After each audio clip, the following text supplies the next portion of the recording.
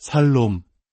하나님의 크신 은혜와 평강이 이 시간을 함께하는 모든 분들의 삶에 가득하기를 기도합니다.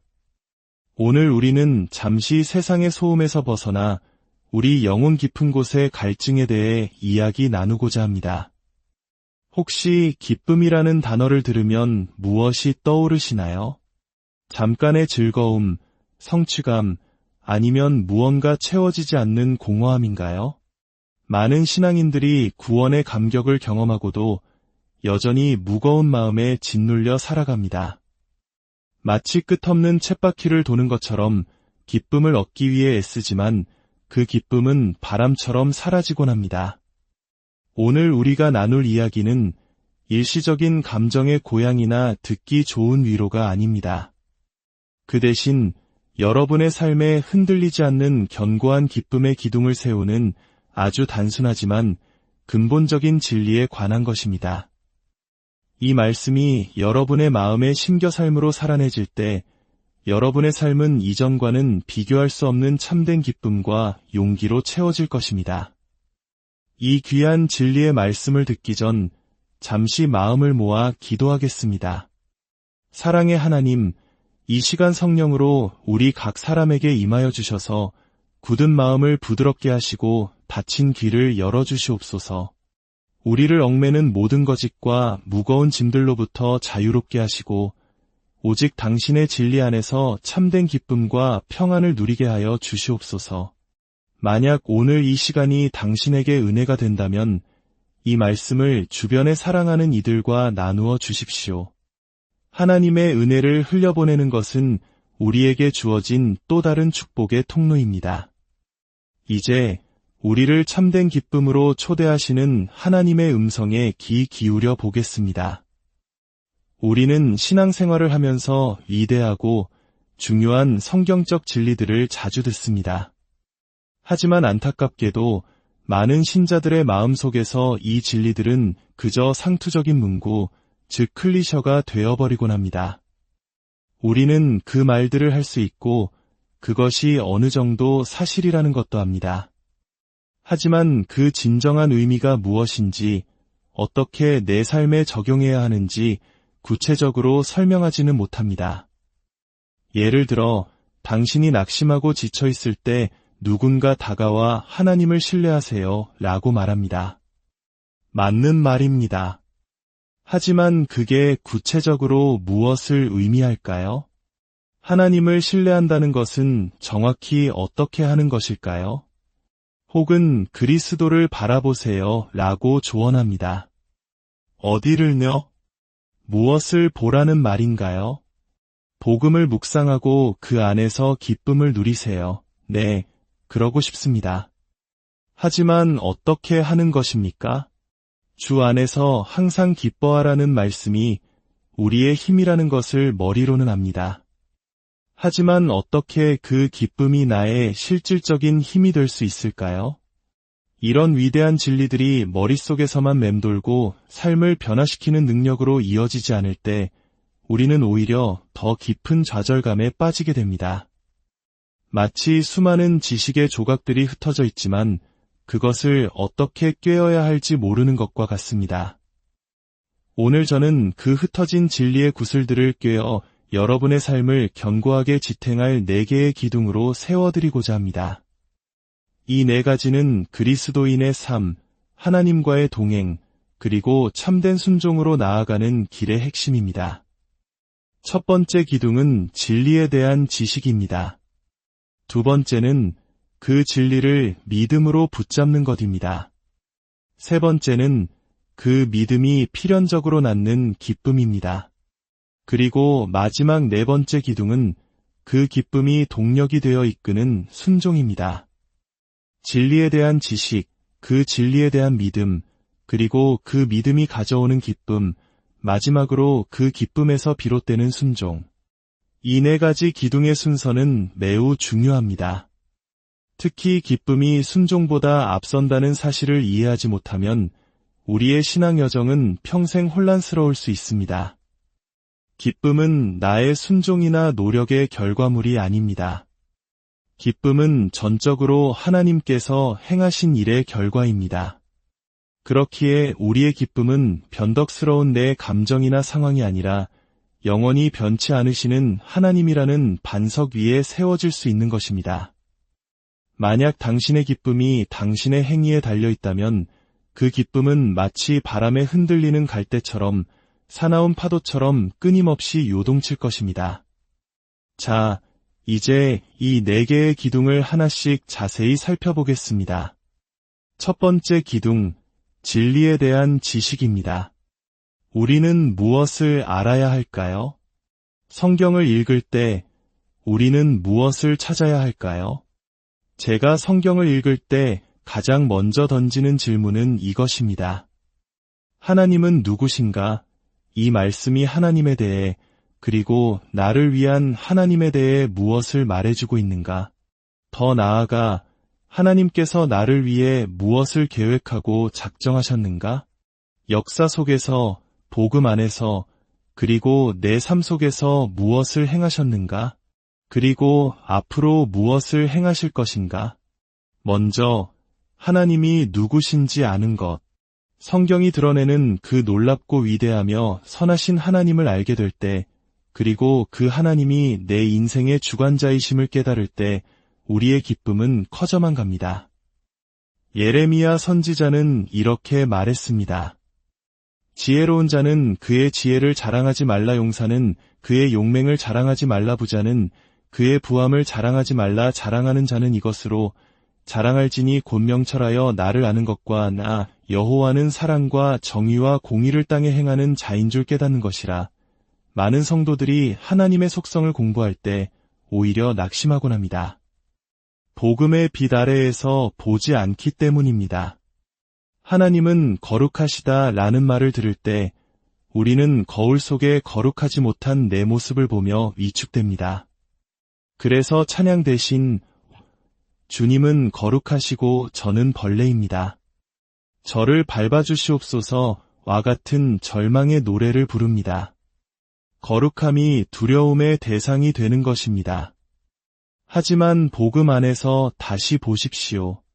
이제 하나님의 거룩하심은 우리에게 놀라운 소식입니다. 이 하나님은 결코 나에게 죄를 짓지 않으실 것입니다. 결코 속되거나 불경하지 않으실 것입니다. 나를 위하시는 이 하나님이 바로 거룩하신 분입니다. 하나님의 공의로우심 또한 마찬가지입니다. 복음 밖에서는 심판의 두려움이지만 복음 안에서는 이렇게 고백하게 됩니다. 만일 하나님이 우리를 위하시면 누가 우리를 대적하리요? 이 거룩하고 위로우신 하나님이 100% 온전히 그분의 모든 속성을 다해 나를 위하십니다. 그분의 거룩함, 공의, 정의가 모두 이제 나의 편입니다. 더 이상 나를 대적하지 않습니다. 이것이 복음의 능력입니다. 고린도후서 5장 17절에서 바울이 누구든지 그리스도 안에 있으면 새로운 피조물이라 이전 것은 지나갔으니 보라 새 것이 되었도다 라고 말했을 때 그는 모든 것이 변했다고 선포한 것입니다.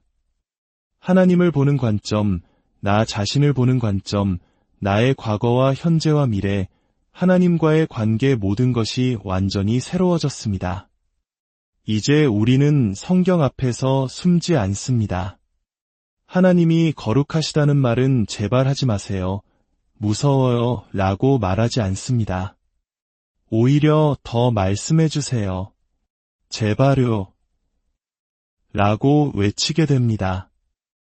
왜냐하면 이 모든 위대한 속성을 가지신 하나님이 바로 나를 위하시는 분이기 때문입니다.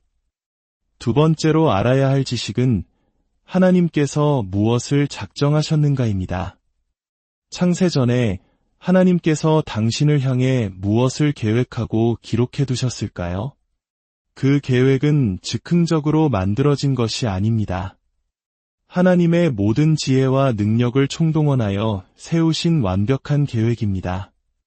그분은 창세전에 당신을 선택하셨을 뿐만 아니라 당신의 인생을 통해 무엇을 이루실지 구체적인 계획을 세우셨습니다.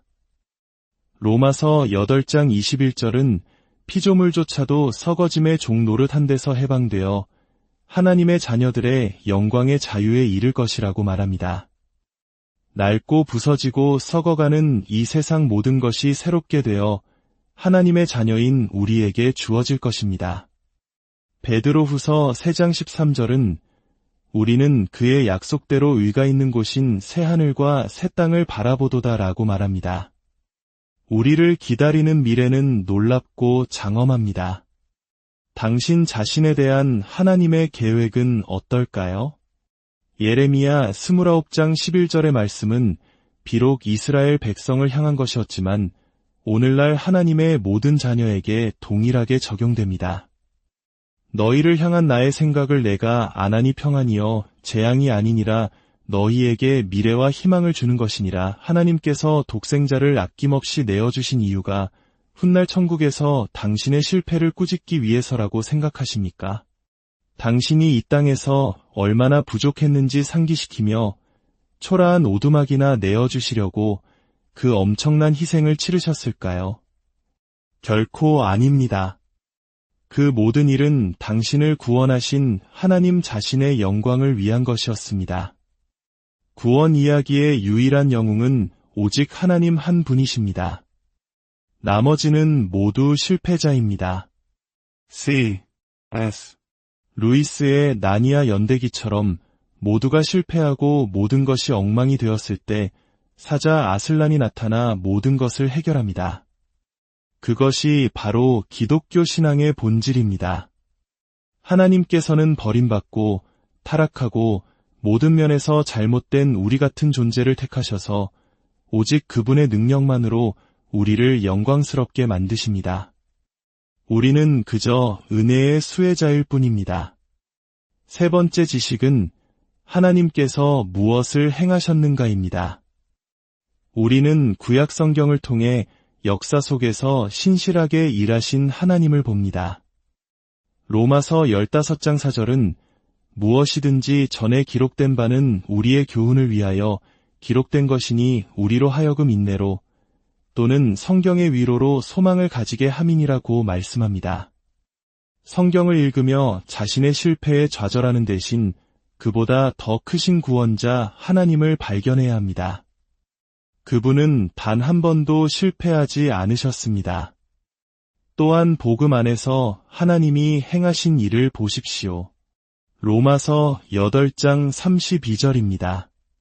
자기 아들을 아끼지 아니하시고 우리 모든 사람을 위하여 내주신 이가 어찌 그 아들과 함께 모든 것을 우리에게 주시지 아니하겠느냐.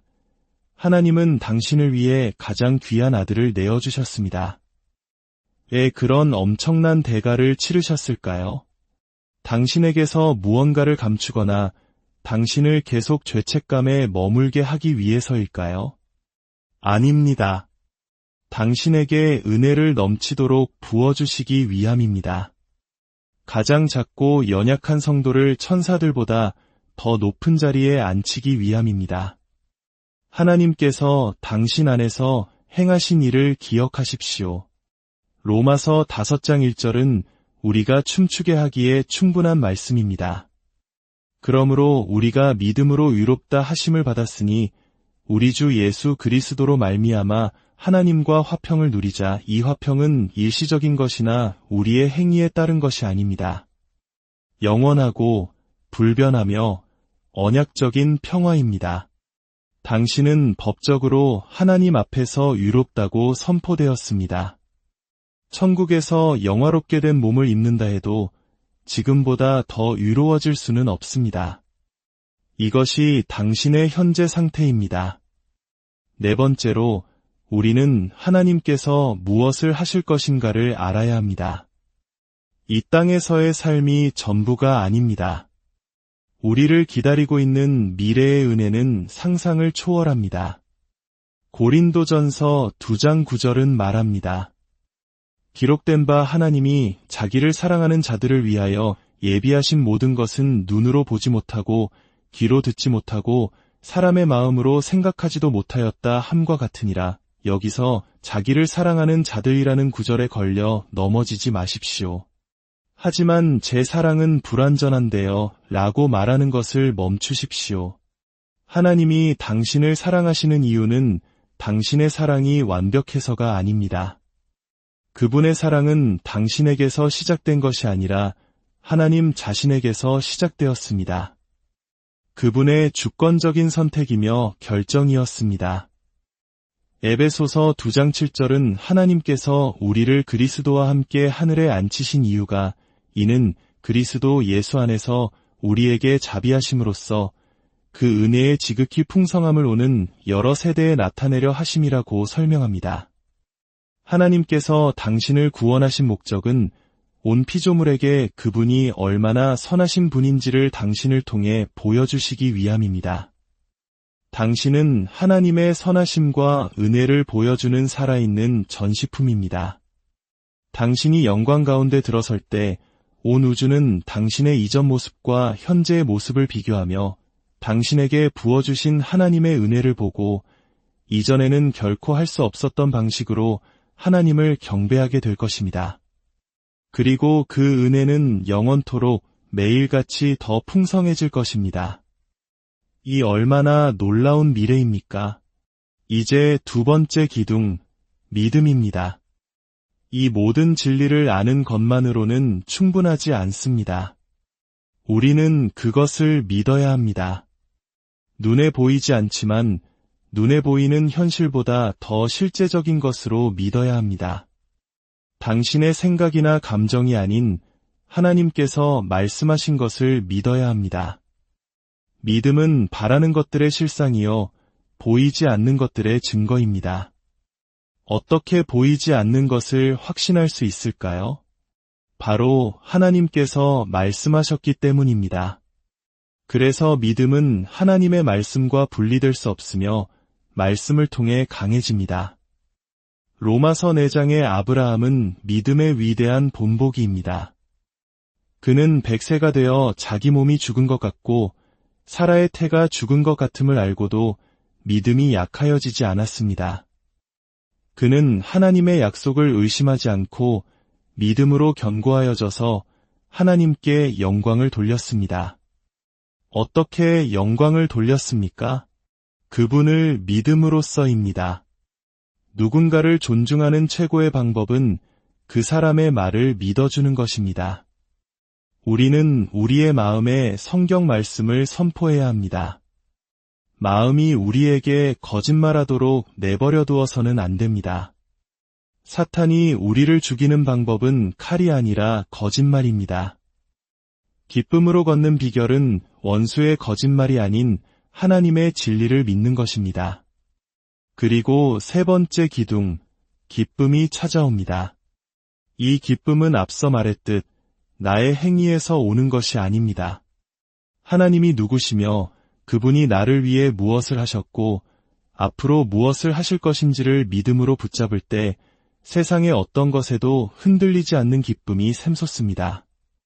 그 기쁨은 상황이나 나의 성과에 좌우되지 않고 영원히 변치 않으시는 하나님께 뿌리를 둡니다.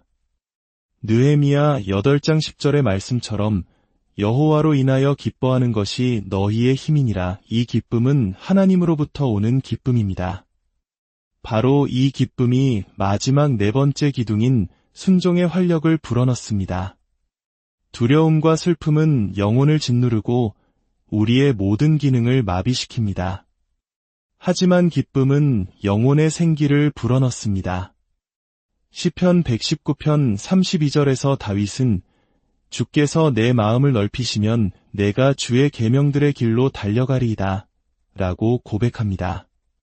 기쁨으로 마음이 넓어질 때 우리는 계명의 길을 억지로 걷는 것이 아니라 기쁘게 달려갈 수 있습니다.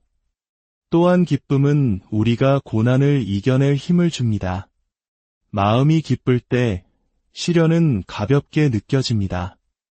히브리서 12장 2절은 예수님께서 그 앞에 있는 기쁨을 위하여 십자가를 참으사 부끄러움을 개의치 아니하셨다고 증언합니다. 그 고통 너머에 있을 기쁨이 예수님께는 십자가를 견딜 동력이었습니다. 순종은 맹목적인 행위가 아닙니다.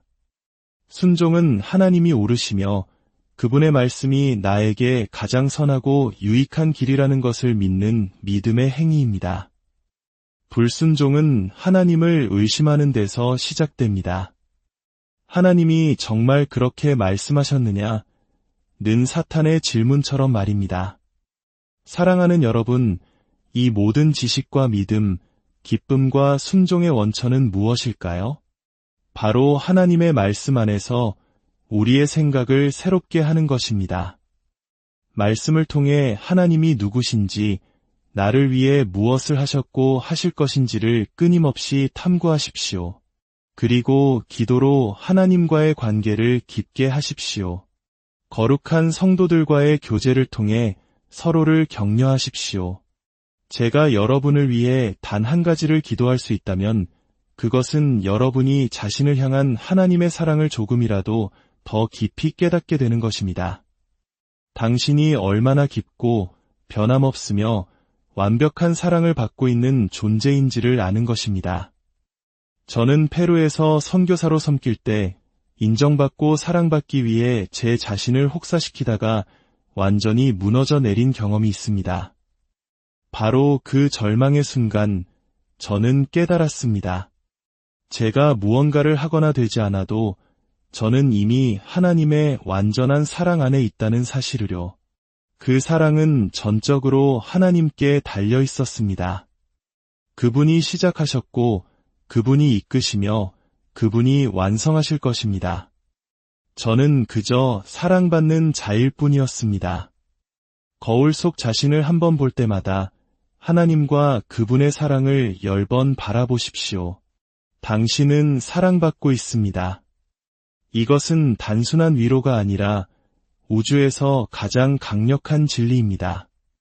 하나님은 정말로 당신을 사랑하십니다. 그분의 인격과 계획과 그리스도를 통한 그분의 사역 위에 세워진 완전한 사랑입니다. 모든 것이 이미 이루어졌습니다. 그 진리 안에서 걸으십시오. 그 사랑 안에 머무르십시오. 그 진리를 생각하고 믿고 말하며 때로는 믿기 위해 싸우십시오. 당신은 지극히 사랑받는 하나님의 자녀입니다. 주님, 오늘 이 자리에 함께한 모든 당신의 자녀들 위해 당신의 크신 사랑을 부어주시옵소서. 우리 마음의 모든 벽을 허무시고 우리를 향한 당신의 견고하고 왕적이며 언약적인 사랑을 더 깊이 깨닫는 은혜를 허락하여 주시옵소서. 우리를 짓누르는 모든 거짓에서 벗어나 당신이 주시는 참된 기쁨 안에서 힘을 얻고 기꺼이 순종의 길을 달려가게 하옵소서. 우리 주 예수 그리스도의 이름으로 기도합니다.